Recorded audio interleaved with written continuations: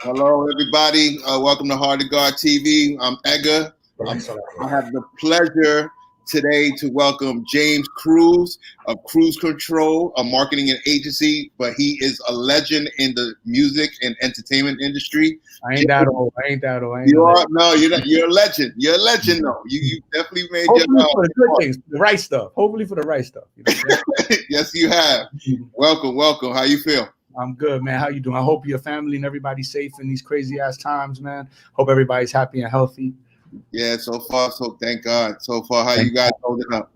We're good, man. We're good. We actually, my beautiful wife made a decision that we were going to get out of the house, and we're down at the beach enjoying some really nice weather, thank God. So sometimes you just got to let go of the reins and let somebody else run the boat. How long you guys are out there for? How long? Gonna be for a couple of days, you know what I'm saying? We'll probably be back really soon, but it's been a great trip, you know what I'm saying? It's been, as many people complain about this whole situation, it's a travesty of what's going on out there. Mm-hmm. But I firmly believe this has been an opportunity for us to reconnect, first with self, and second with family, and really, realize what's really truly important, and a lot of people joke around about, people can't do a bit at home. If you could do a bit in jail, being at home is a blessing. So, be happy to be home. That's your safe spot, Yeah, I think in a 6x6, but you're right. I definitely think that this year has been a humbling experience for many. For everybody, I think for everyone, I agree. Yeah. So, I definitely, you're somebody that I've admired from afar for a very long time. And I've always I know you've worked with Nick and Henrock and some of the guys. And, I've always watched you, and I'm like, at first I used to be like, who is that guy? And then I was like, then I found out your resume and your credential, and all I knew was you was definitely a mover and a shaker, and I respected that. Mm-hmm. And I was like, this is somebody I definitely one day would love to talk to. He's definitely I've talked to Nick a couple of times about you, you're like a great mentor, and I just wanted to welcome you, and just always wanted to hear your story. Thank you for having me. Quite honestly, I was always the dude behind the scenes.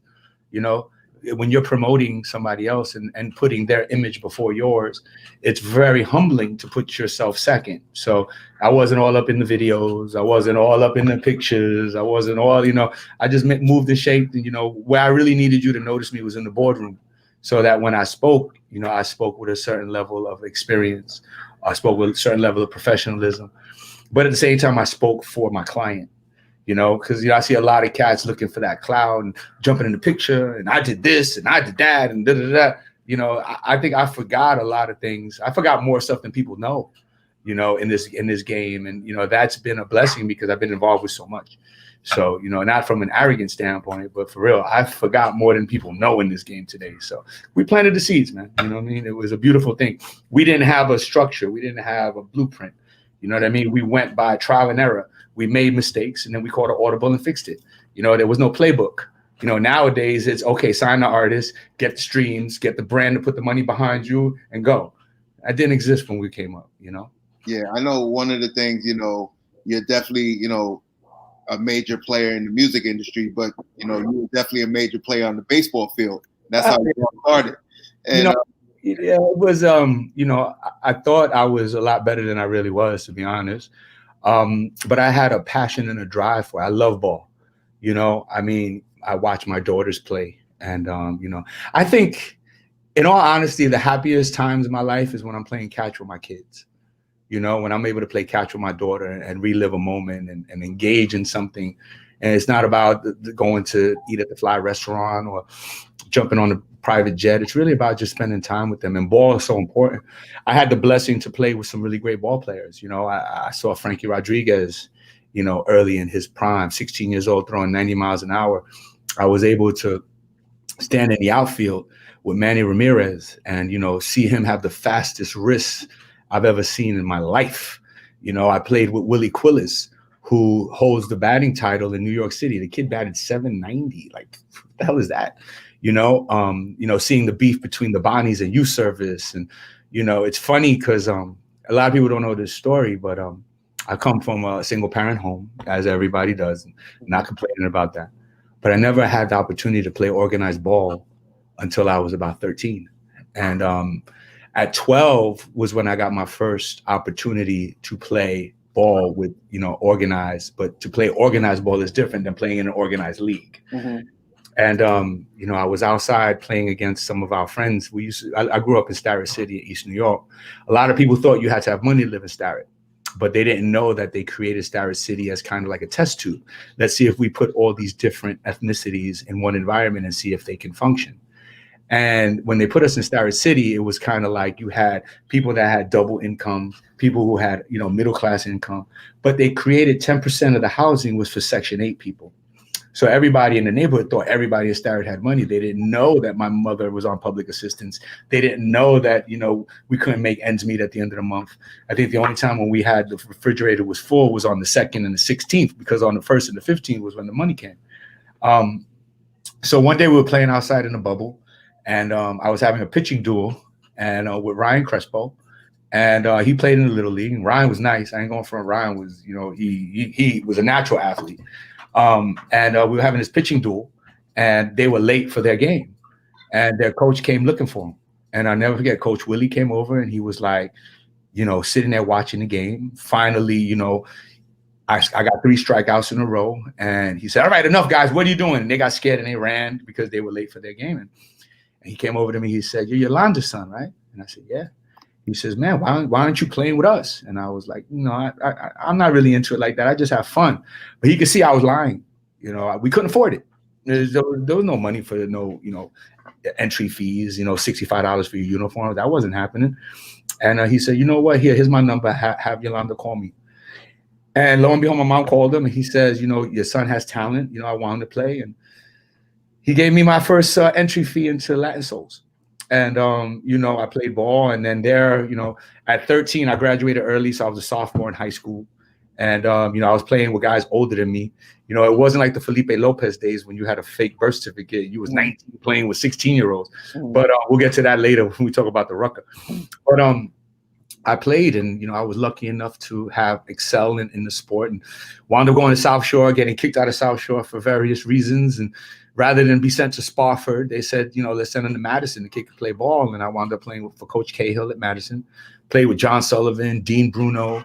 In the first round of the playoffs, we played against Eastern District and faced John Sullivan versus Frankie Rodriguez, 2 90-mile-an-hour fastball throwers.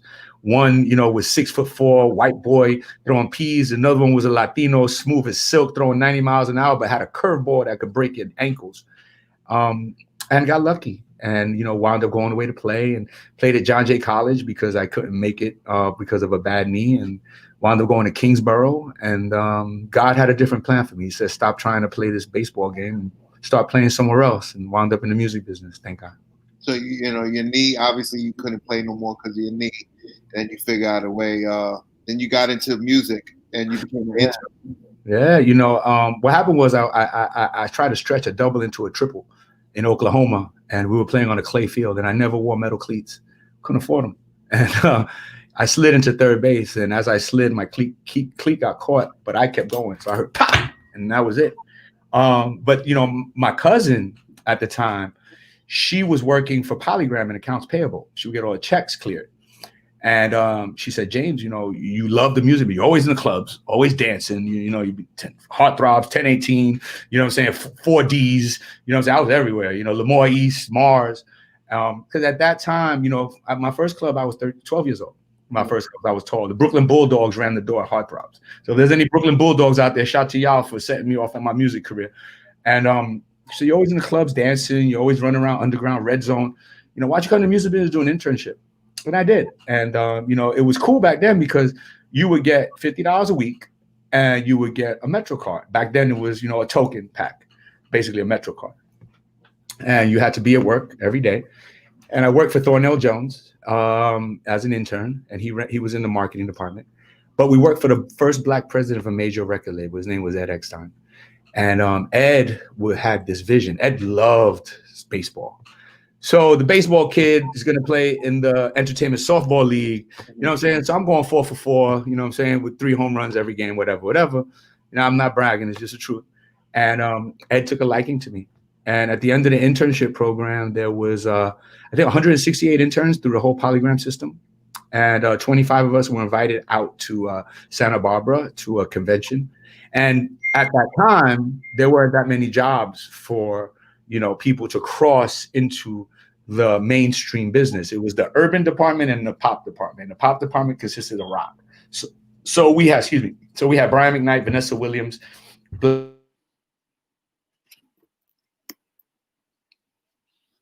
froze. Hello? You froze. There you go. We're back. I got you. Okay, good. Wi-Fi. So Wi-Fi is bad. So the pop side had, all of the major money. But of those 167 interns, or 25 of us that went out there, they announced one job out of all the interns that were there. And that job went to Jana Fleischman, who is now currently Jay-Z and Beyonce's publicist. Kudos to Jana. She's an amazing woman, one of the best in the game.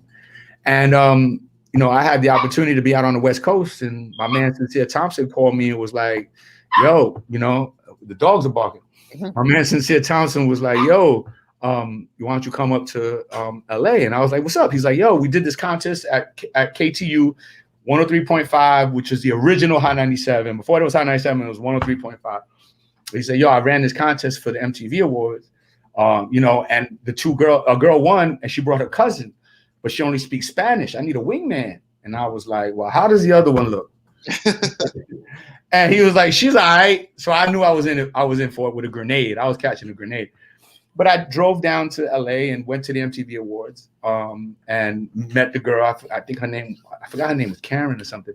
And of course, her cousin was a grenade, but she was one of the kindest souls I ever met. And we had really great conversation, joke about coquito and, a lechon in the house. And, so it was cool. But then I wound up sneaking backstage. And at that time, Vanessa Williams and Brian McKnight, I believe, were presenting an award. And Vanessa asked me to watch the kids. And, I stayed back in the green room watching the kids while they went to present the award. And right before they went on, Ed Eckstein comes down the hall and goes, Cruz, what the hell are you doing here? And I was like, oh, shit, what I do now? And he's like, I want to see you first thing Tuesday. And because MTV Awards used to be on a Sunday. And I was like, all right, cool. So, flew back to New York, got back to, the office on Tuesday at 10 a.m., sitting there like in the dean's office, like, what I'm saying? Like, what did I do? And he says, he walks in at 1 o'clock. I'm sitting there for 3 hours sweating, thinking I'm in trouble. He says, come with me.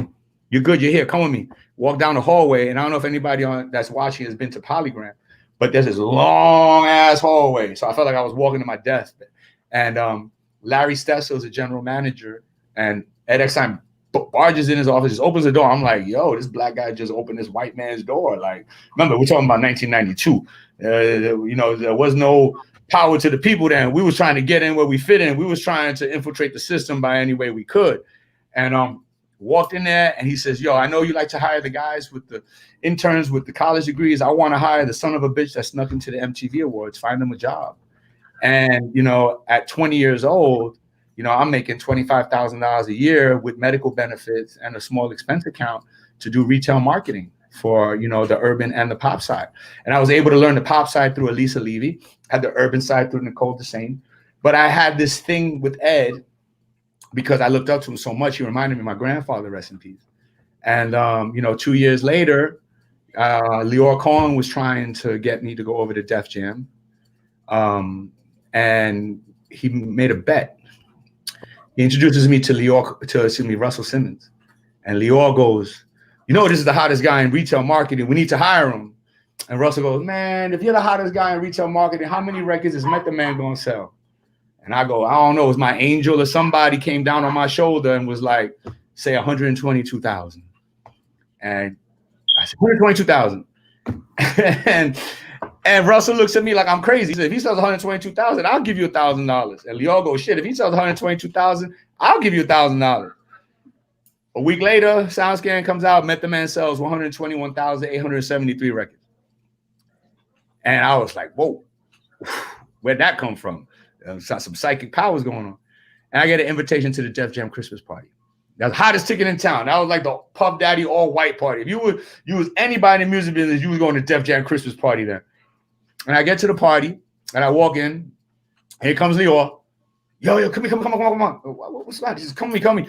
takes me right into the VIP, opens the thing, goes in the VIP. Russell, he's here. And Russell goes, yo, how the hell did you get that number? And I go, I don't know. He goes, no, you know something, don't you? And I go, He goes, you know what? Here, starts counting out his money. Leo pulls out a wad of cash like this, starts counting his money. I'm a 22-year-old kid. And I'm looking at $2,000 cash sitting in my face. I ain't no hustler.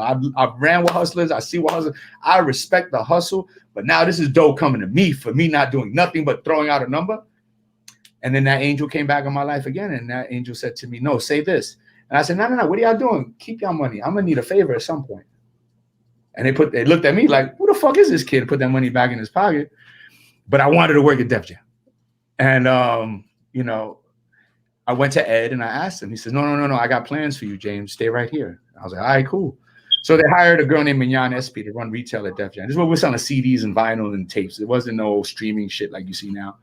And I say that with respect. I only say streaming shit because, selling hard goods was a real talent. You know what I'm saying? Mm-hmm. They hired Mignon SP and Ed Eckstein got fired 6 months later. But that's God's work because right after that, I got the opportunity to work at Universal Distribution. And not only was I able to work Blackstreet, not only New Edition, Heavy D, rest in peace, Hev. I was able to work Marilyn Manson.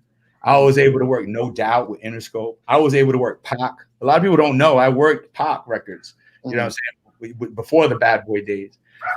And through that time, I was very close with my friends at Reebok. And a friend of mine, Dawn Gray, asked me to do a marketing initiative for her. And I said, well, what do you want to do? She said, we want to do something special with Reebok Classics. And at the time, classics were hot. I don't know. There's a bunch of Puerto Ricans on here. If you ain't had them classic joggers, and if you ain't had your door knocker earrings with them 5411s, people wasn't looking at you. My first Reebok was the phase one. All them hustlers out there had the phase ones, and then the Reebok Classics, and then, Birdman and them made Popular Soldiers. But, she said, we want to do an initiative, and it had never been done before. So through my method man bet, I brought it straight to Def Jam and said, hey, why don't we do something with meth? Went to Kevin Lyles and we did a marketing initiative where we bought bus benches and bus shelters and subways with the Reebok Classic with Method Man on it, promoting the next album. And it was a hit. It was such a hit that Dawn Marie Gray got promoted to go up to Boston to work in Stoughton for Reebok, the national company. Mm-hmm. And she said, well, since I'm going up there, do you want to take my job here in New York? And I started thinking, do I want to be in a sneaker game or do I want to be in the music business?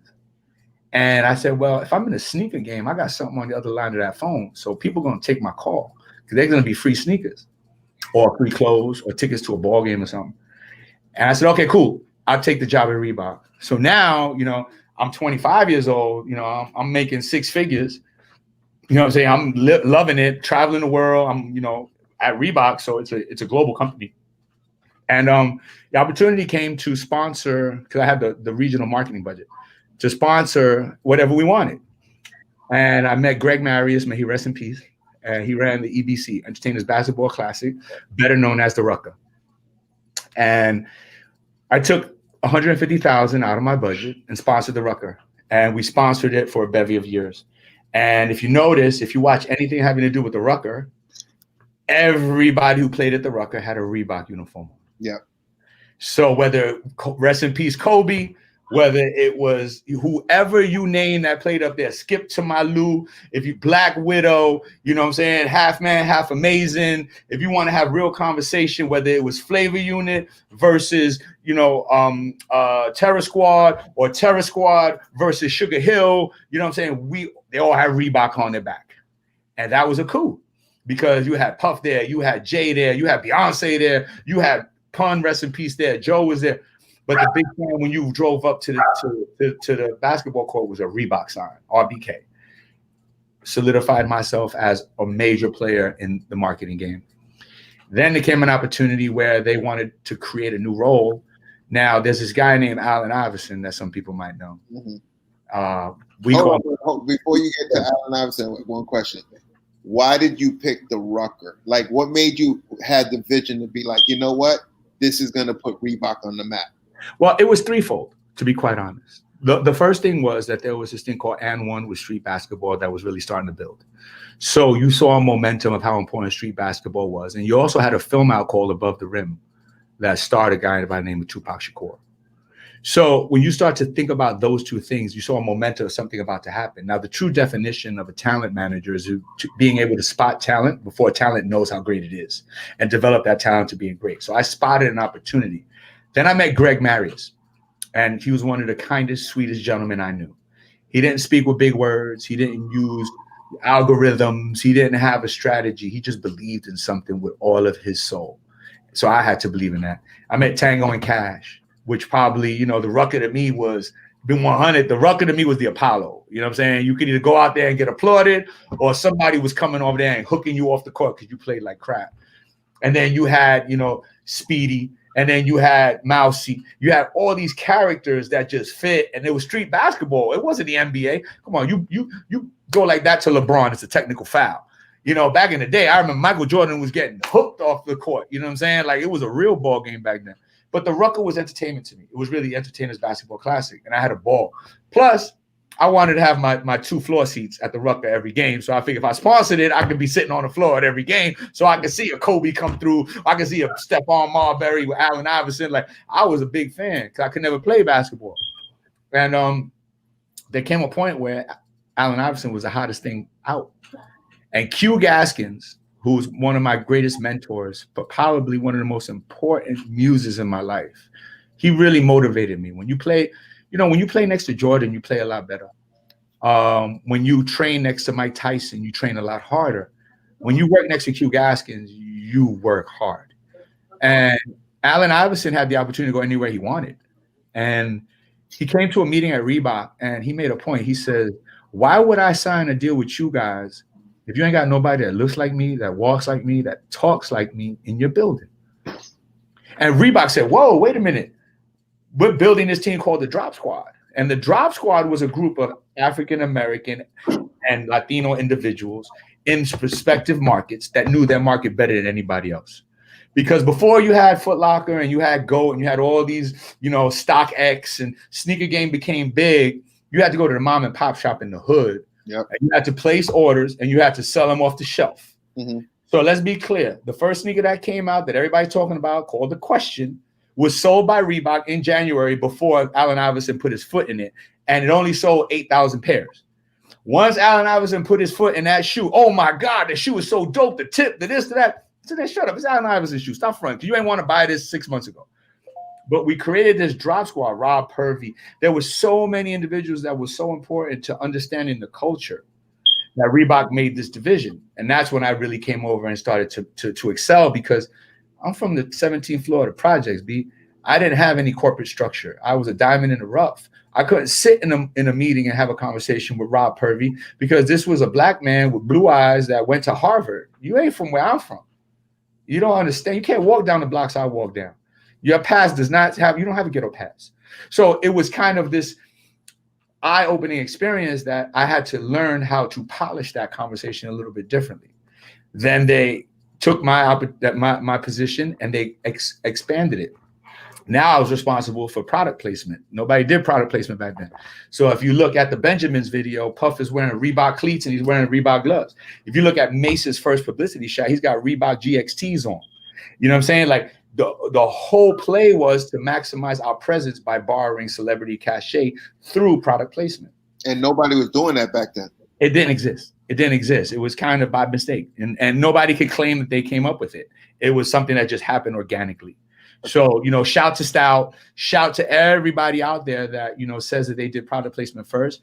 It happened organically and it came from multiple different angles. It was like, let me give this to this person. Because Tommy Hilfiger could say he's the first one because he put a Hilfiger hoodie on Snoop on Arsenio Hall show and the hoodie sold out the next day. You know what I'm saying? Or you could say somebody from Starter or somebody from Nike. It doesn't matter. At the end of the day, nobody could take credit for it. It was a cultural experience that everybody was responsible for. But for you, when you would go home, and I know you're definitely thinking forward and you're thinking about the future. When did you say to yourself, you know what, this actually could be a thing? I didn't say it. I never said it. Paul Fireman did. Paul Fineman, the president of Reebok at the time, was like, yo, you guys are really, making some noise out here. You got Method Man over here, you got the Rucker over there, you got Mace over here, you got Puff over there. They identified it first. We didn't even know what we were doing. We just thought it was cool to have the hot shit on, because getting fresh was the most important thing.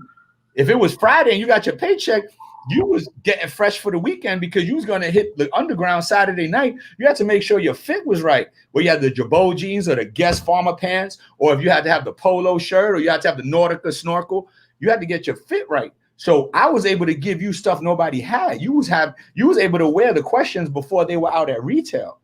You were able to wear a pair of batting gloves that didn't exist. You were able to put on a shirt or a jersey that wasn't coming out till next season.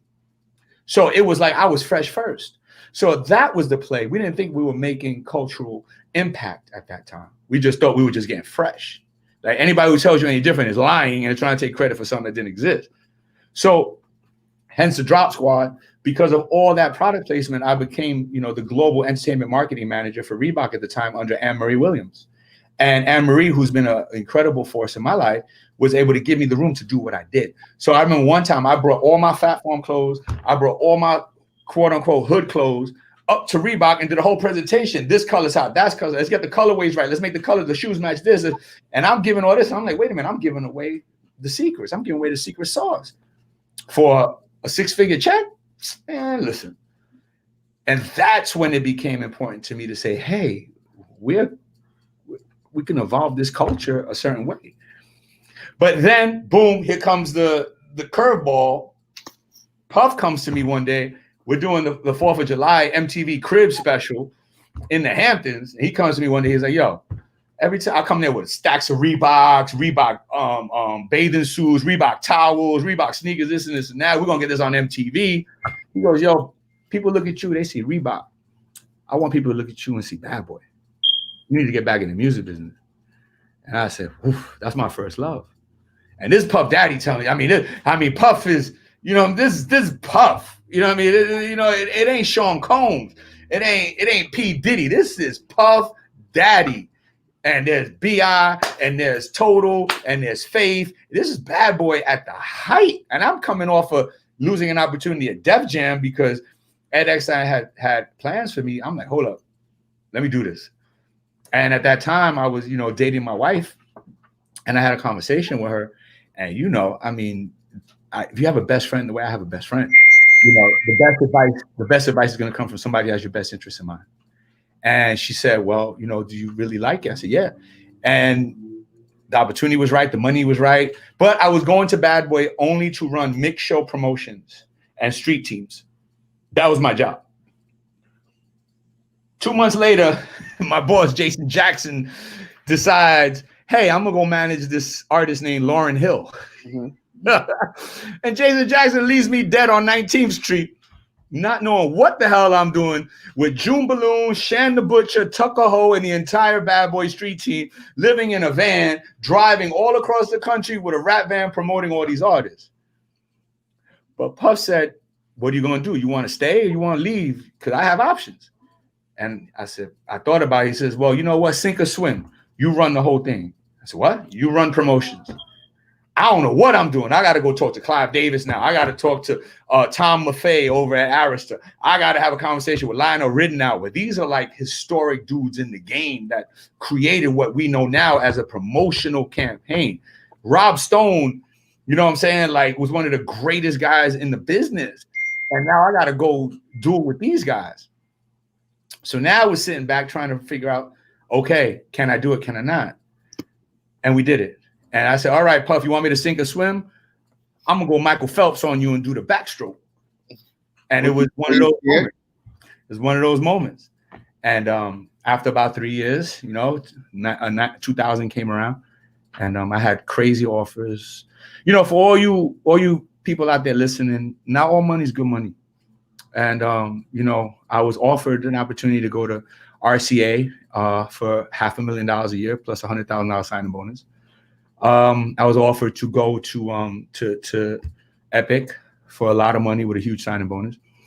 And Puff calls me in his office one day and he says, yo, what's up? I'm hearing all these things about you. You hot in these streets. But yeah, come on. I got the best teacher in the game. And he goes, well, what are your offers, bro? I told him. And I said, well, there's this thing called violator management. You know what I'm saying? It's quick $150, whatever. You know what I'm saying? What? He goes, what? I go, are you stupid, James? Now, this Puff Daddy at the height of, now he's turning into P. Diddy, which Puff has 5 personalities. You got Puff, you got Puff Daddy, you got P. Diddy, you got Diddy, and you got Sean. I love Puff. I love Puff Daddy. I can mess with Diddy.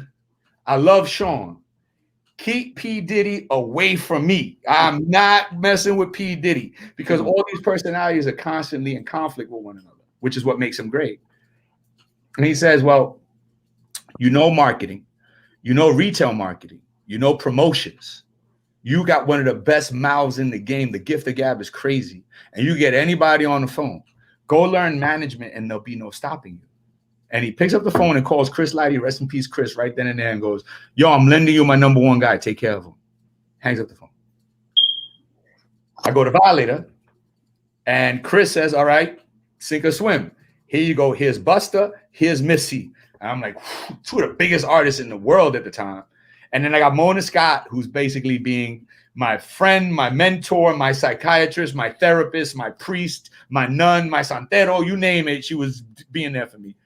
And, you know, LL Cool J, Mobb Deep, Busta Rhymes, Missy Elliott. And for whatever reason, a guy named Curtis Jackson walks in the room. And 50 Cent is there. Now, you got to understand, I come from the Puff Daddy DNA. I'll always be bad boy for life. That's something I'll never change, and I don't want it to change. So I have this saying, I was birthed by Puff and groomed by Lighty. So Puff birthed me and birthed that attitude. I always had the hustler spirit, but he perfected it. And then Lighty groomed it. And when Curtis walked in the room, I didn't realize everything I had learned with Puff and everything Lighty had learned with LL. Remember, LL is a guy who was in a Gap commercial with a FUBU hat on, talking about for us, by us, on the low. Mm-hmm. Oh, that perfect storm came in. And then you add in Jimmy Iovine, you add in Dr. Dre, you add in Eminem, and then you take Curtis and his genius. I mean, 50 Cent used to talk things into reality. Like, it was almost like, whoa, like he would say, I want to do this, and it would happen. Or this is going to happen, and it happened. He was just so in tune on a frequency that you couldn't change. And we went on a run, an incredible run. And in that run, you know, there was a Reebok deal that happened. Well, the guy at Reebok, because of your relationship. No, it wasn't my relationship. He was hot.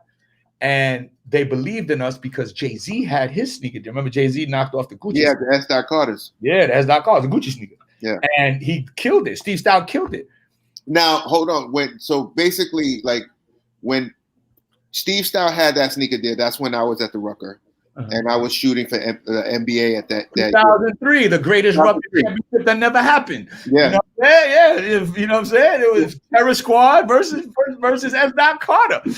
And the lights went out and it was a blackout and there was no game. And Joe was screaming, yo, I knew these niggas. Like, yo, like, what are you doing? That's OG1. What are you, crazy? So I remember we did a documentary from that season. And I remember when Steve Stoute came out with the sneaker. Mm-hmm. And that was the first time I ever saw a hip hop person, you know, promote a sneaker grassroots wise, the way he promoted it. Yeah. They had the bus rap, they had the posters. See, and they sold 1.8 million pairs of sneakers. Incredible. The difference with this G Unit deal was not only did we do the sneaker, and the sneaker was a tennis shoe. And if you notice, it had 3 colors because we wanted it to match the flags. So it was red, white, and blue. But what did Reebok own at the time? Reebok was a primary ownership of the NBA, the NFL. So all the jerseys from the teams were owned by them. Then on top of that, Chris Lighty, my mentor, rest in peace, Chris, you know, he had this saying, take the table. What does that mean? It says when you do a deal, you can't leave money on the table if you take the table. So we did sneaker deal, endorsement deal, the marketing, the commercials, the street teams, the advertising, the artwork. We took it all because it had to make sense with our message. So now we got a Moreno with a do-rag on and a Gucci gum belt with a 9mm pointed at your face, talking about buy my sneakers. Now we've got street team vans with that same image. Now we got a mixtape that we're handing out for free promotion. It was only promoting the sneaker. Now 50, the genius that he is, how much is a sneaker? The sneaker was $80.50. Mm-hmm. That 50 cents went to charity. So now we had a give back of over $3 million to charity off the sneakers we sold. Now we sold 3.8 million pairs of sneakers globally. 50 Cent was a phenomenon. But we had the marketing initiative, and what do? We wrote the commercial. So what do we have? We had Mr. T. So what's Mr. T? Mr. T works out in the gym. Mr. T is a dirty in the rat gym doing whatever. That was the first Reebok commercial written by Jesse Terrero and myself. Then after that, 50 Cent was a superhero. How do you make a superhero human again? You surround him with other superheroes. Hence the second commercial with Winky Wright, Manny Ramirez, and Donovan McNabb playing street sports. So we stayed true to the culture. But here's a secret. Not a lot of people know this. We had $1 million to do the first commercial. We went in and fought for another $250,000. Jesse Terrero shot the first Reebok commercial for $250,000. They're used to shooting commercials millions of dollars. But he did it like a music video. There was $1 million left over for advertising. You can't do radio, TV, and print advertising with $1 million. So now we put your heads together. What was the biggest event during that time? BET Awards. So we took that whole $1 million and bought strictly the BET Awards. So every other commercial was the G Unit G6. And we were able to sell so many pairs of sneakers, to sell the culture, to sell 50's album, sells 50's image. But we also not only did the sneakers, if you look at the commercial, it had vitamin water in it. And he was wearing a G Unit headband. We use our commercials and our videos as 3-minute commercials. So we were able to promote each and one of our verticals in every one. Now there was this other brand that made that perfect that by the name of Beats by Dre. Mm-hmm. 50 was signed to Interscope.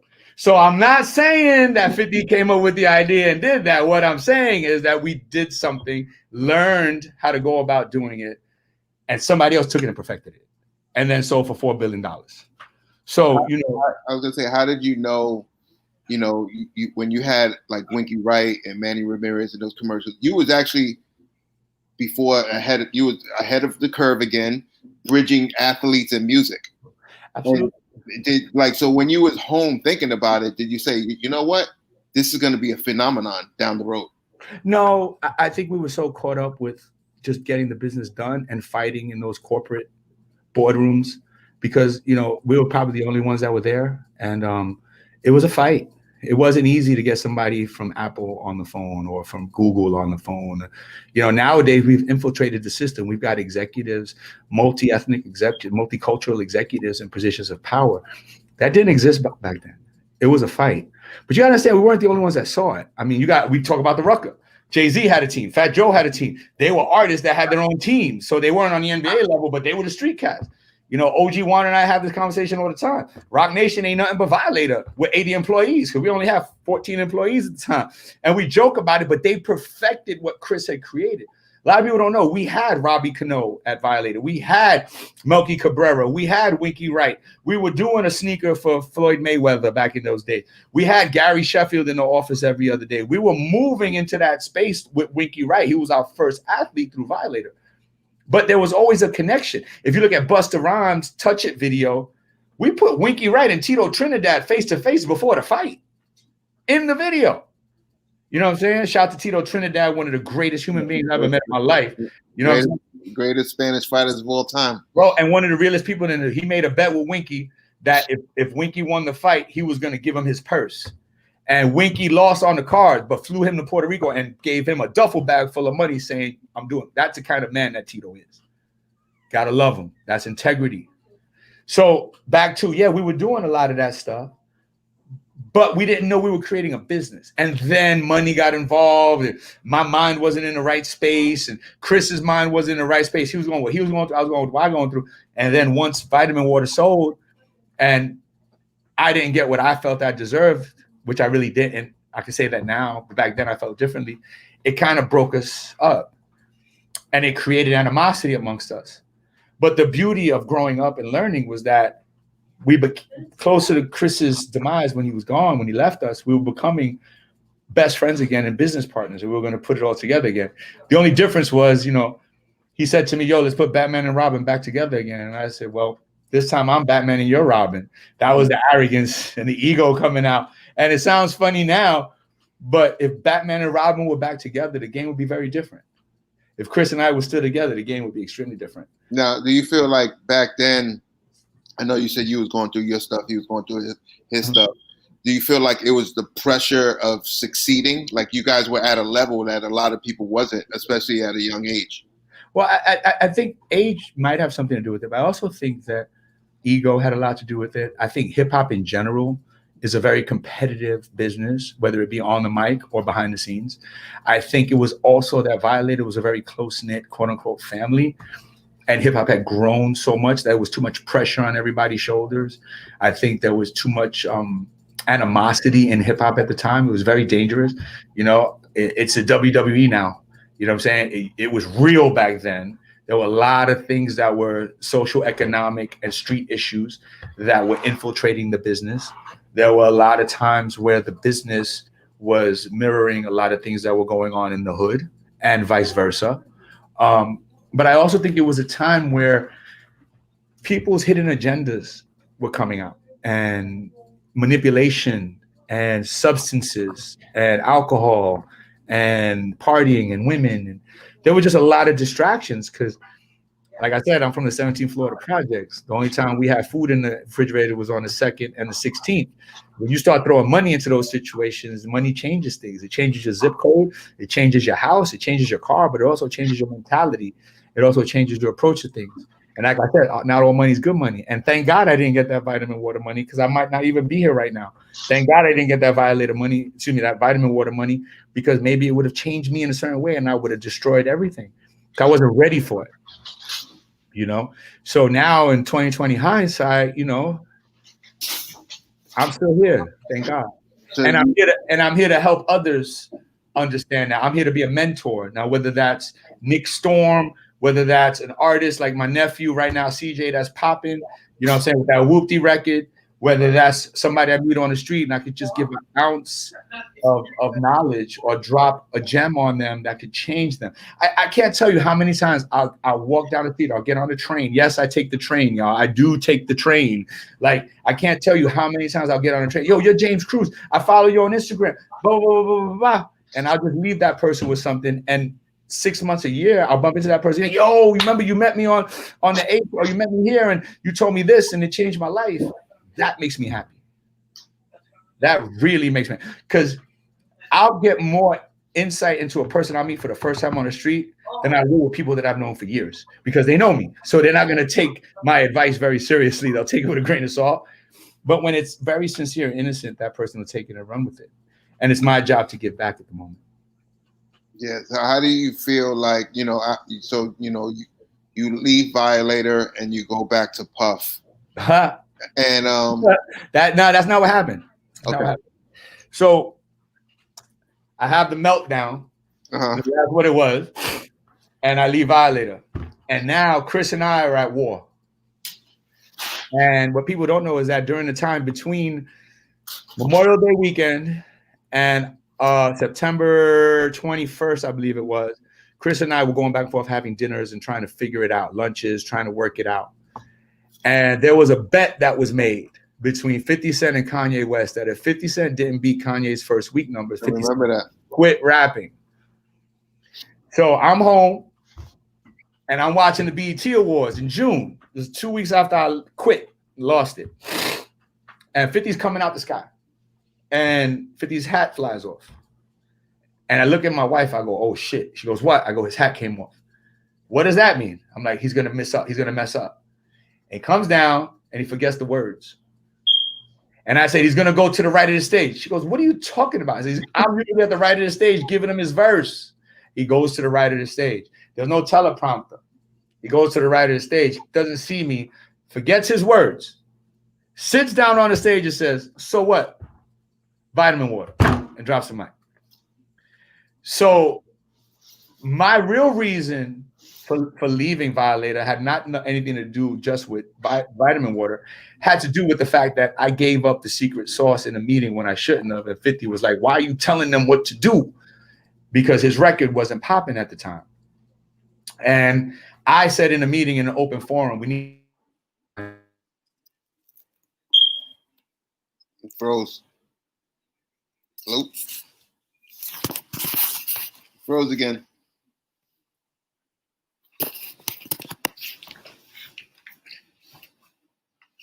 It froze.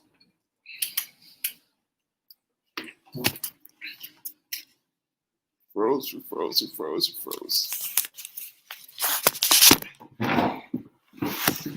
Hello?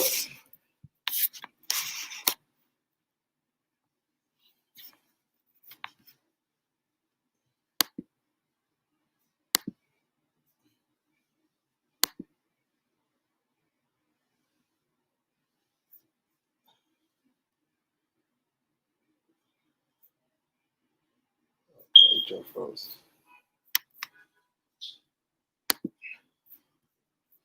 He froze. He could be right back. There he is.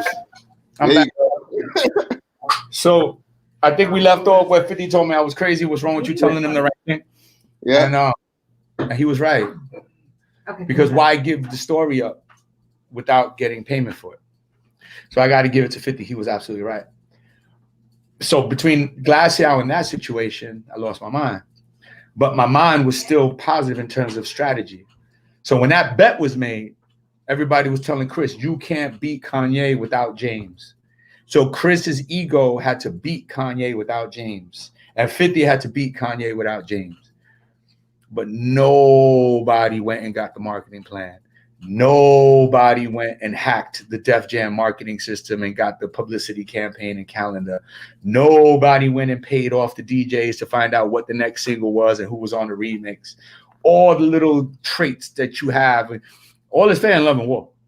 You know what I'm saying? If you play in the Super Bowl and you can steal the team's offensive playbook for the next day, you damn right I'm going to go get that playbook. So I know what I'm playing against. And 50 did BET. And I'll never forget Kanye brought Jay-Z. And 50 was like, and I wasn't even there, but I heard this from a third party. 50 was like, yo, I could have brought Marshall and Dre.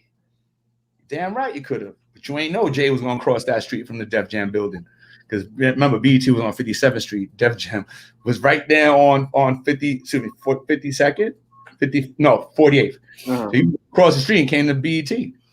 So now I'm blackballed. Ain't nobody messing with me. They don't know if there's B, whatever. Plus, there's rumors about me and who I am mentally. And Steve Rifkin comes to me and says, let's do this. I want you to run my marketing company. So Gabi Acevedo, shout out to Gabi, on fire right now with J.I. And he has another artist named Daisy. Look out. Gabi's the president of the record label. I'm the president of the marketing company. We go out, we get UFC, we get Vedetto, we get SanDisk.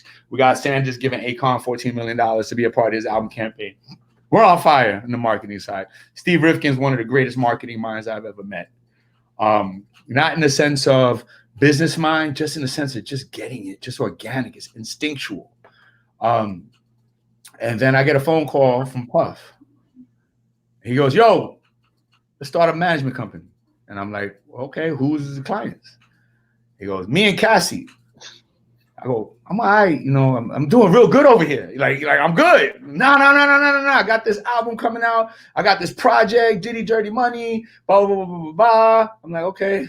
And I go, who else is going to be represented? He goes, Rick Ross and Nicki Minaj. I go, oh, where do I sign up?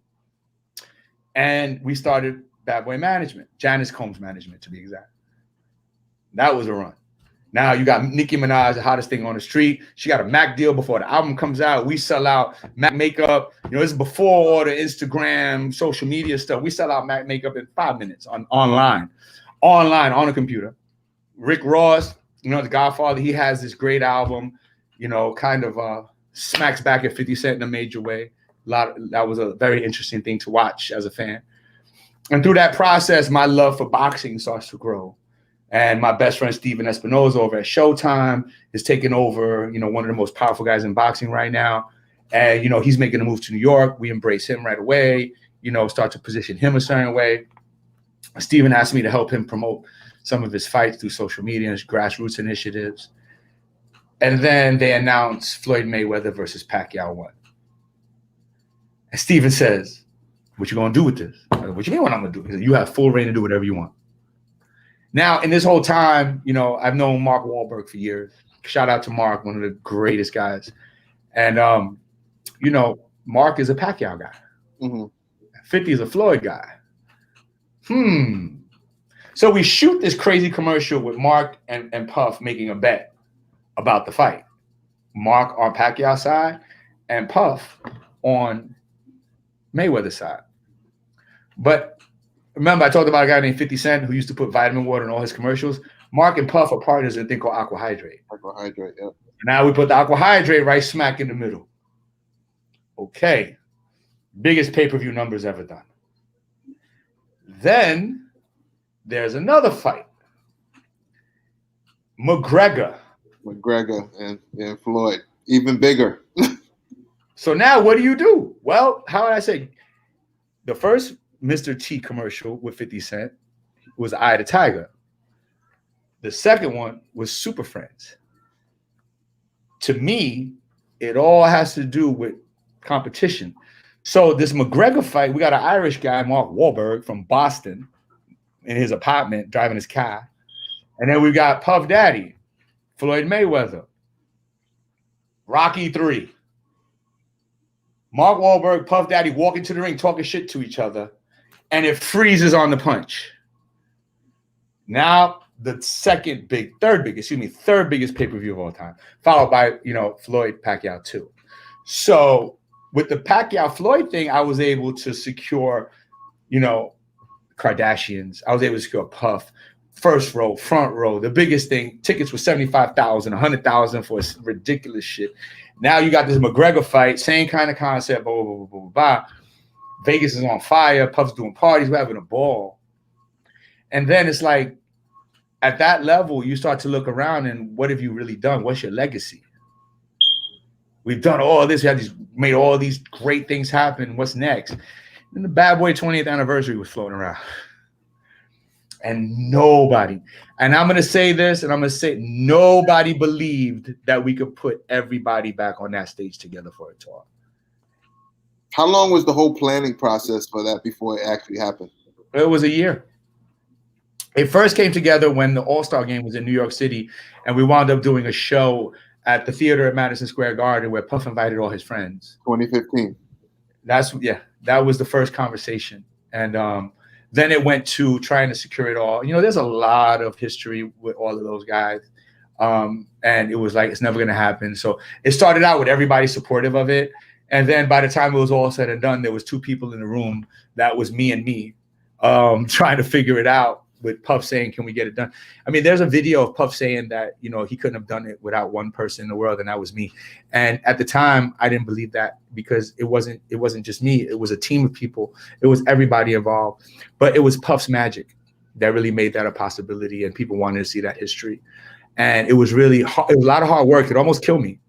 Literally, it almost killed me. Yeah. How hard is it to manage, like, to try to talk to every artist, obviously, that was a part of that whole tour, to commit? You know, money talks. You know, you can motivate people in various ways, sometimes by money, sometimes by fear, sometimes by joy, sometimes materialistically, sometimes spiritually. You know, in that situation, it was more about legacy. Like I said, it was like, we can't let the 20th anniversary go without doing this. We can't not do the Barclays and not have Jay-Z there. We can't do LA and not have Snoop Dogg and Dr. Dre there. We know we can't go down to Miami and not have Fat Joe, DJ Khaled there. You know what I'm saying? There were just certain things that just had to happen for the history and the legacy of Bad Boy and the legacy of Sean Combs that you just couldn't say no to. It just had to happen. And sometimes a lot of egos had to be put aside. Yes, the negotiations were tough. Yes, the tour was tough.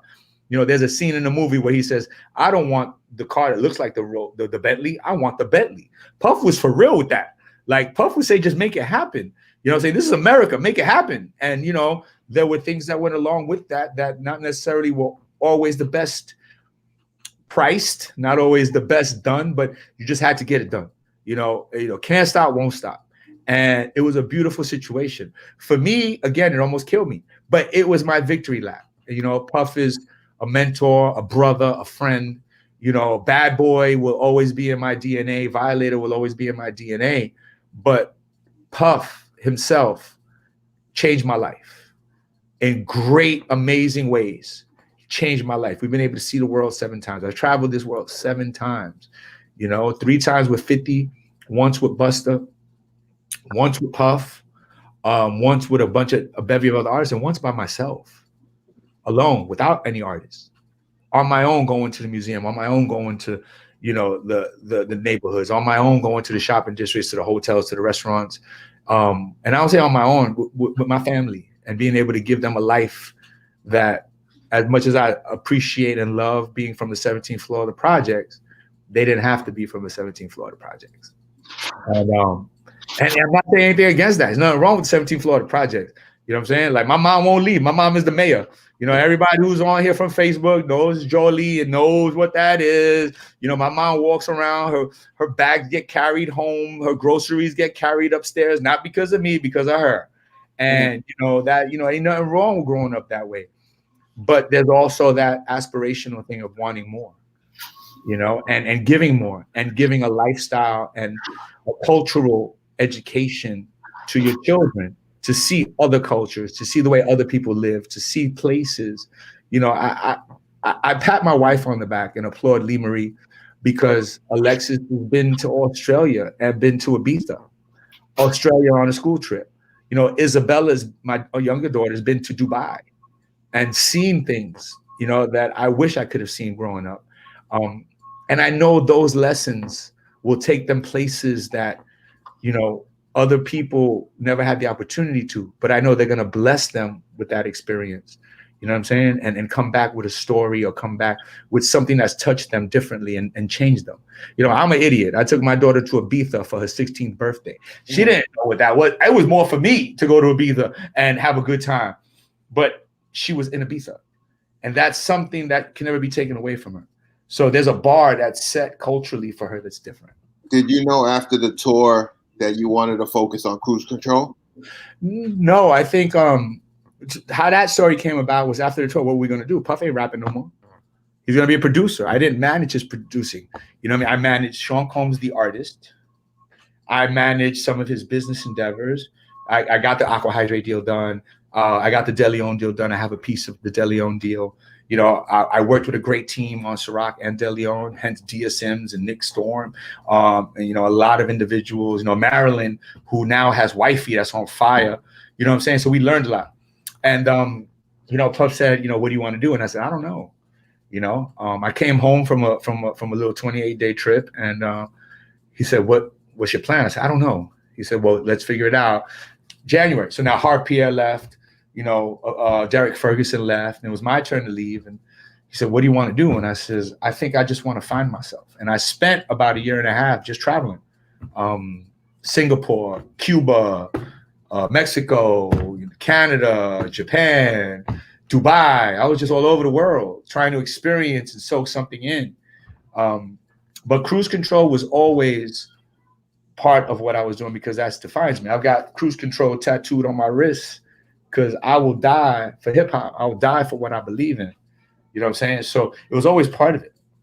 But now the new endeavor and the new strategy is to take what we've learned in hip hop, that blueprint that we learned by trial and error, and flip it and evolve the Latin music culture properly, and help those artists out and have them understand what deals are like, what deal structure should be, what branding opportunities, endorsement deals, equity ownership, to start to take that. Because at the end of the day, in 10, 15 years, we're going to be the largest minority in the United States with the most expendable income, but we're lacking a voice. We don't have one person. We don't have anybody standing up. Nobody's unifying us. It's not going to be me. It's not going to be you. It's not going to be, Emilio Estefan. It's not going to be Sofia Vergara. It's not going to be Jennifer Lopez. It's going to be all of us together. And that's what we're trying to encapsulate. A strong, unified mind. Because listen, I'm Puerto Rican, so Boricua. And if I say ahorita, that shit means later on. If a Mexican says ahorita, that shit means right now. You know what I'm saying? Like, that's a simple way to say that we're all the same, but we're different in some ways too. You know what I'm saying? I don't know too many people that eat lechon, you know what I'm saying, every Father's Day and have a lechon in their backyard, you know? So there's a difference in our cultures, but there's also very much similarities. But the one thing that we have to do is we have to align ourselves and get a voice. With everything going on in this world with Black Lives Matter, and you hear from Puffy, and you hear from Jay, and you hear from Alicia and Swizz, you know what I'm saying? Yeah, that it's very important. That's absolutely Black Lives Matter. But let's be real. For every 1,000 COVID cases, 68 are African Americans, 74 are Latin. Nobody's telling those stories. I have them on my Instagram. You know, we have the same underlying symptoms. We have diabetes, we have asthma. We don't have access to medical, but we're also undocumented. We can't go get a stimulus package. We can't go out and get unemployment. You know, so there are other issues that need to be worked on too to make this structure happen. And, you know, there are a lot of people that are starting to see that now. Yeah, during this whole quarantine, like you as a marketing person, when you see like what Swiss and Tim has done with with Versus, and you see what Fat Joe has done with his the big show, the Jopra. Yeah, Jopra. Where do you see, like, hopefully this quarantine, this COVID is over soon, where do you see this whole digital platform going? You know, and how do you fit in this space? You know, I think short answer, if I go on Netflix one more time and see 27 different shows about Mexicans and not one show about Puerto Ricans, Dominicans, or Cubans, specifically, except for a documentary on Fidel, I'm starting to get frustrated with the lack of content that's culturally relevant to us. I'm starting to get frustrated with our content pushing us as drug dealers and strippers. I'm starting to get frustrated with not having enough cultural connections for our youth. I'm starting to have trouble with somebody going on a Republican National Convention talking about my mom was a Puerto Rican immigrant. Yeah. Are you kidding me, right? Puerto Rican immigrant? Yo, we're natural born citizens of the United States. Like, you know, and I'm really tired of us not knowing our history. I'm really tired of us looking at the negative sides of being, you know, quote unquote, an immigrant or quote unquote ethnic or quote unquote Latin. There are positives there too, you know, and I'm looking at it from a perspective that we have to look internally to see what our strengths and weaknesses are, but also find solutions. And I'm looking for the solution of how we all come together and create our own voice, how we have our own Latin Puff, our own Latin Jay-Z, our own Latin Alicia Keys, Swizz, Tim, you know, and I hate putting the term Latin in front of anything, Latin X, Latin rapper, Latin this, Latin that. Like, yo, he's an MC. Joe is one of the best MCs out there. Just because he's Puerto Rican don't mean nothing. I remember back in the days going to Mix Show Power Summit, and you had Angie Martinez and DJ Enough, and nobody speaks Spanish, except me. You know, Spanish was my first language, but I was raised by my great grandmother. And, you know, when I went to school, I had to go to English classes to learn English. So I lost that. You know, everybody, you know, I had great successes, but my biggest mistake in life was not teaching my children Spanish. Not having them be bilingual, fluently bilingual. You know, that's something that they ask for bendición. Yeah, they wear their rosary. Yeah, they're spiritual. Yeah, they eat their lechon and they look forward to the coquito during Christmas. But can they hold a conversation with Titi Angie, who lives in Aguadilla? You know, yeah, they can hold a broken conversation. So that's my only thing that I regret. Yeah. So now, you know, you building your platform, your cruise control, and one of the other things that you was a major part of with the brand Jordan. I mean, you know, listen, some people are gonna hear that and be like, "How do you go from Reebok to brand Jordan?" Yeah. You can't go from a blood to a Crip. But what you forget about is I'm a Latin king. So, and I don't mean that literally. I'm like, you know, okay? But and shout out to the Latin kings. You know what I'm saying? Respect, all due. Nietas, everybody.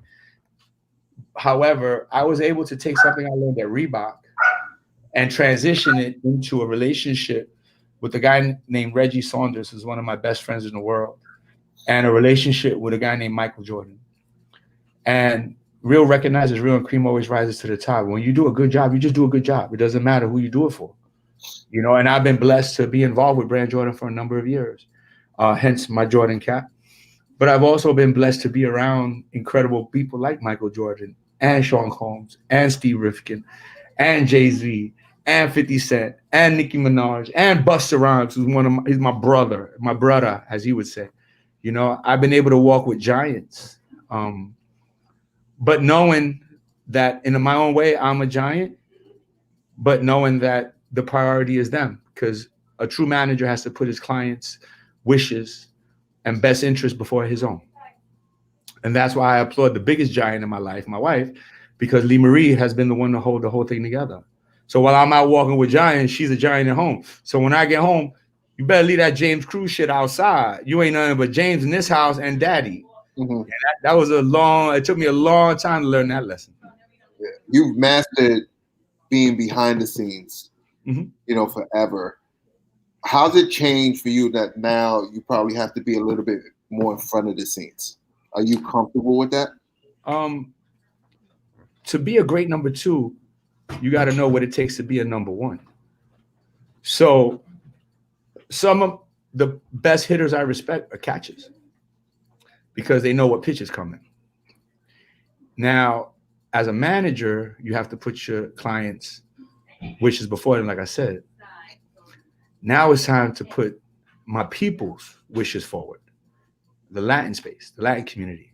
You know, there's cruise control, entertainment, and marketing, yes, but there's also this thing called Think Uno Dos Tres that's about to launch. Yeah. Think Uno Dos Tres is my baby. And I have to be a number one.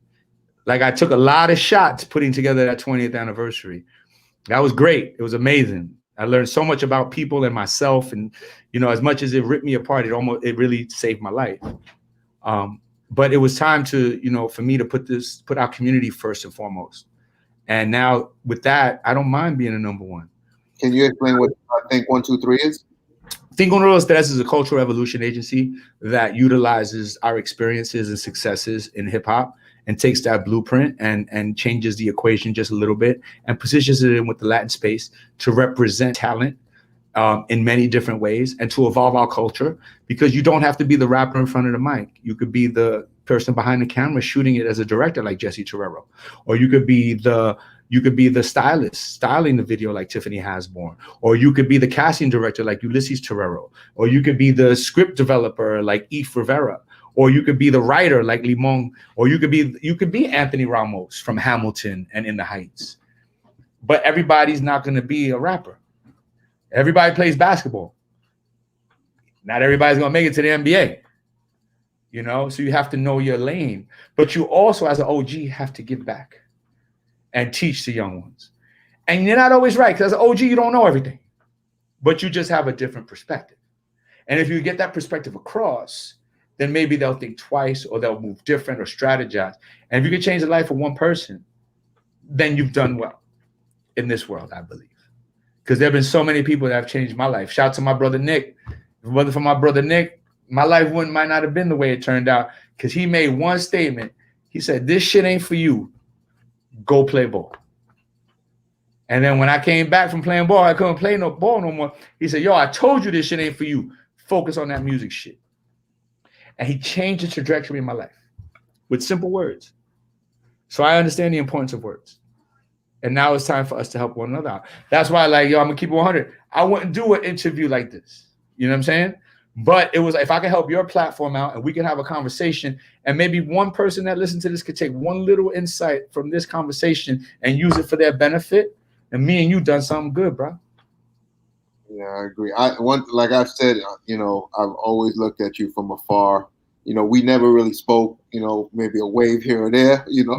I know you came to the Power Forward with Nick, you know, supporting Nick, which was... I'll be honest with you, I keep it moving, B. You know what I'm saying? Because I get talking, I don't shut up. So I keep it moving. Whoa. Now it's like I'm chasing Puff, or I'm chasing an artist, or, you know, I got to go because my wife is waiting for me at dinner. You know, we're at the All-Star weekend and she's not trying to sit at the slam dunk contest. I'm making a quick move because I know she's at the restaurant ready to have a good time, or ready to go to the NBA party with Jeff Sanchez, or whatever the hell it is. I know I got to keep it moving. Stick and move and quick. Move like the wind. No, I hear that, but you know, like I said, you know, I definitely appreciate your time. You know, I'm always going to be rooting for you from afar. Anything I could do to help you out, you know, hey, we got vice versa. now. Lo mismo aquí, vice versa, bro. Anything I can do to help you and your platform or whatever. And if there are people out there that are listening, I don't know how many people are listening or how many people are watching, you know what I'm saying? But if people are out there, and, you know, there's ways to get in touch with me. You know, I might not follow up right away. I might not be able to give you what you want at the moment when you want it, but there is a helping hand, and there is a ear to listen. And if there's an opportunity to help somebody, yeah. If there's an opportunity to make money, yeah. If there's just an opportunity to exchange energy, so what? So be it. You know what I'm saying? So I'm here. James, I appreciate your time. I thank you. My pleasure, brother. My pleasure. Is anybody any questions? Anybody want to say some shit to me? Because you're the only one that can see the shit that's going on. I can't see nothing. Yeah, I got the texts right here. I got this text is like, you know, good stuff, great. You know, there's a lot of Twitter comments. Oh, they're telling me go shut the fuck up, right? Well, you know what? Thank you for having me, Lucy Progreso. You know what I'm saying? I wish you all the best always, man. God bless. And if I can help you with anything, I'm here. Peace and love. And everybody that's listening, if I can leave one thing with everybody listening out there, stay healthy, stay safe, and stay at peace. Love. Love. Thank you. Appreciate it. Love.